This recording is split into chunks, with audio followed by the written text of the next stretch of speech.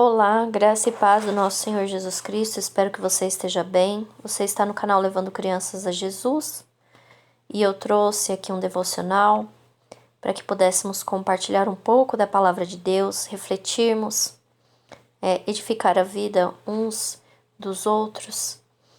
E para isso eu peço a sua ajuda. Deixe seu like, deixe seu comentário aqui abaixo. Se você tiver perguntas, pode deixar também.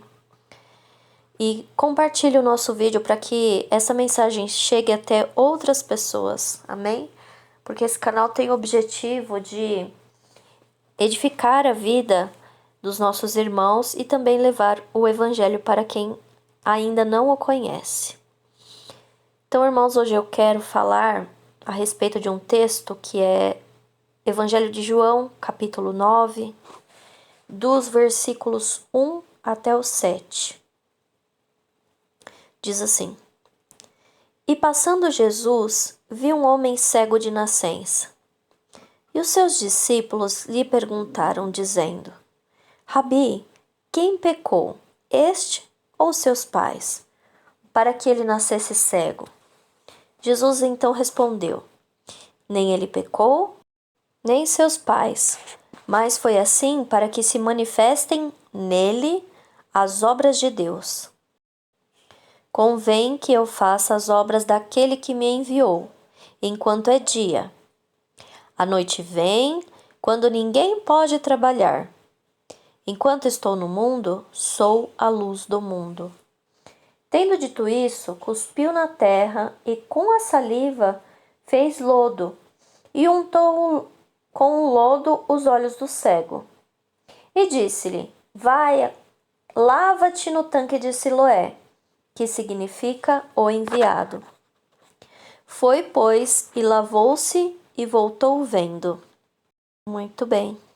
Então, nós temos aqui uma passagem, um relato de um milagre dos quais Jesus fez.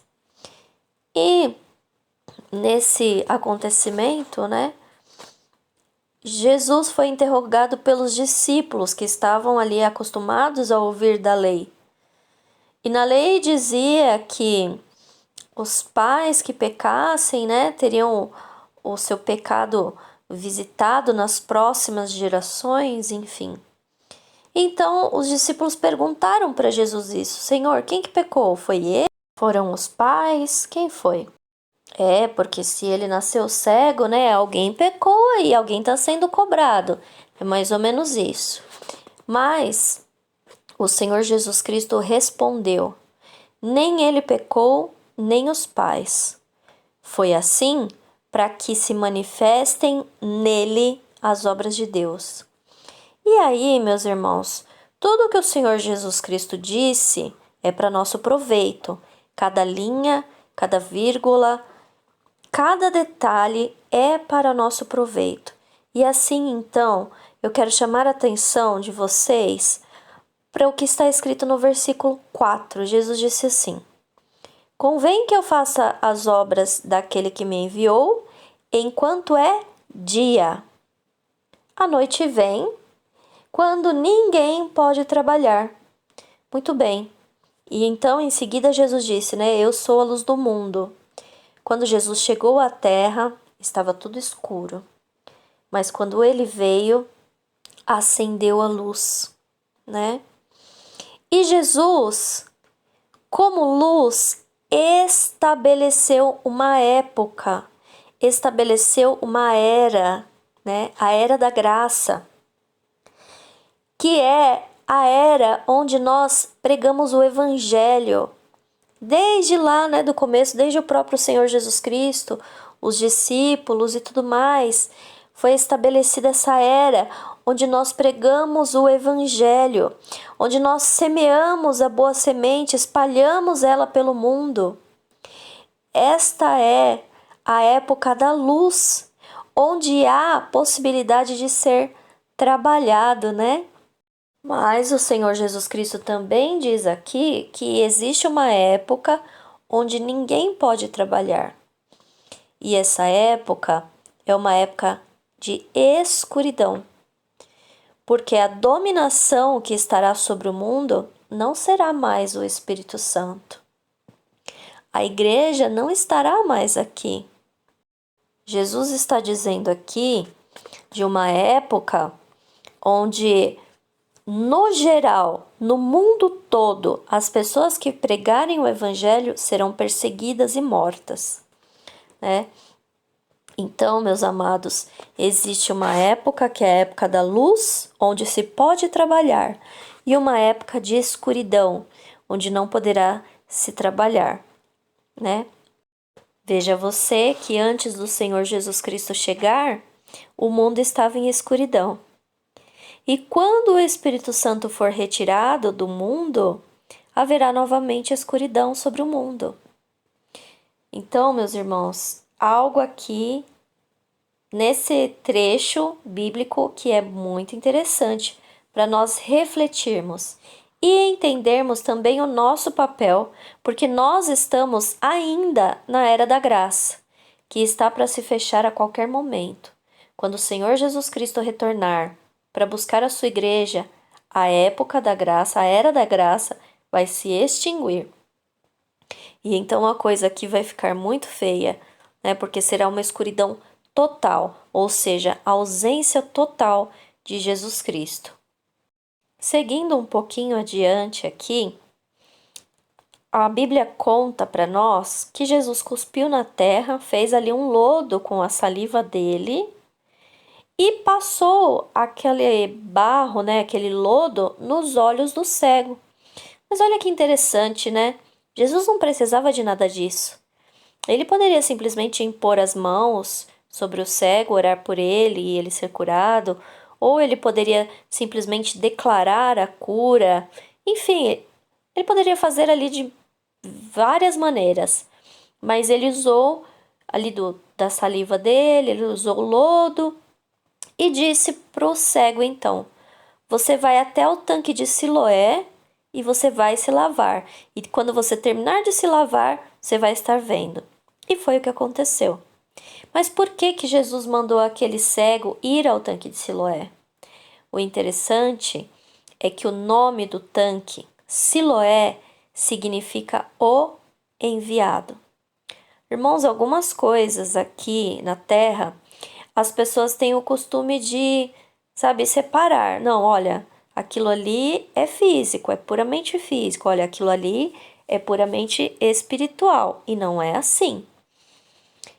Tudo o que nós vemos com os nossos olhos carnais, tudo tem origem, tudo tem algum fundamento para ser daquela maneira, porque está de acordo com o reino espiritual.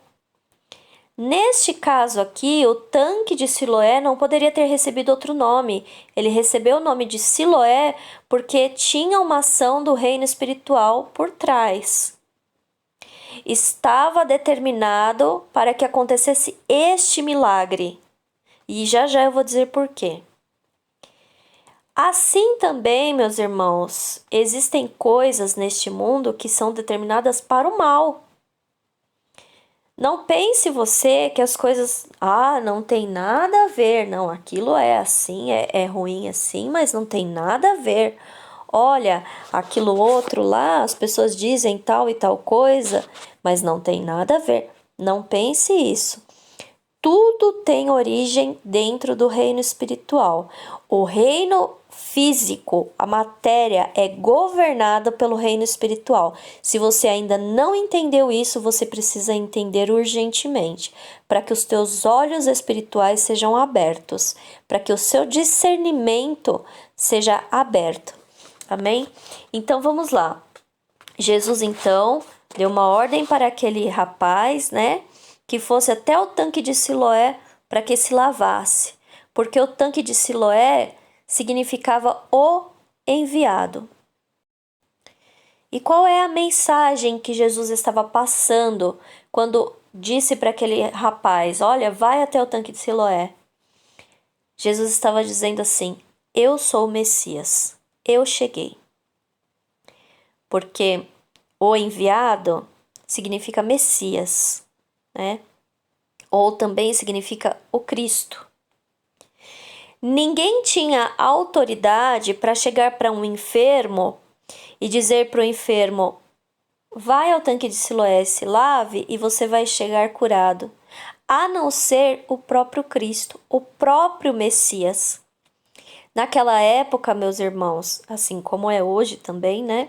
Muitas pessoas não acreditavam que Jesus era o Messias. Mas ele de fato era. E ele provou isso. Ele provou de diversas maneiras. Mas, em específico, hoje estamos falando deste milagre. Algo maravilhoso que o Senhor Jesus Cristo fez e assinou embaixo: eu sou o Messias, né? Só ele tinha autoridade para fazer isso. Só o próprio Messias tinha autoridade de curar um enfermo com a sua determinação, né? Dizendo para ele: olha, quando você voltar, você vai estar enxergando. E isso de fato aconteceu. Então eu quero dizer para você que o Messias verdadeiramente veio. Ele se declarou ao mundo, né? Desde aquela época lá, ele se declarou ao mundo. Ele continua se manifestando hoje através das nossas vidas, através de muitas formas. Ele continua se manifestando hoje. Mas, irmãos, o que eu quero dizer para você é que algumas pessoas ainda esperam o Messias chegar, né? Mas a única coisa que eles vão conseguir é ver as trevas, porque a luz já veio ao mundo. A luz já trouxe a graça ao mundo e nós estamos neste momento. E nós precisamos ser trabalhadores deste momento para que essa mensagem se espalhe, né? E muito em breve a luz vai se apartar do mundo.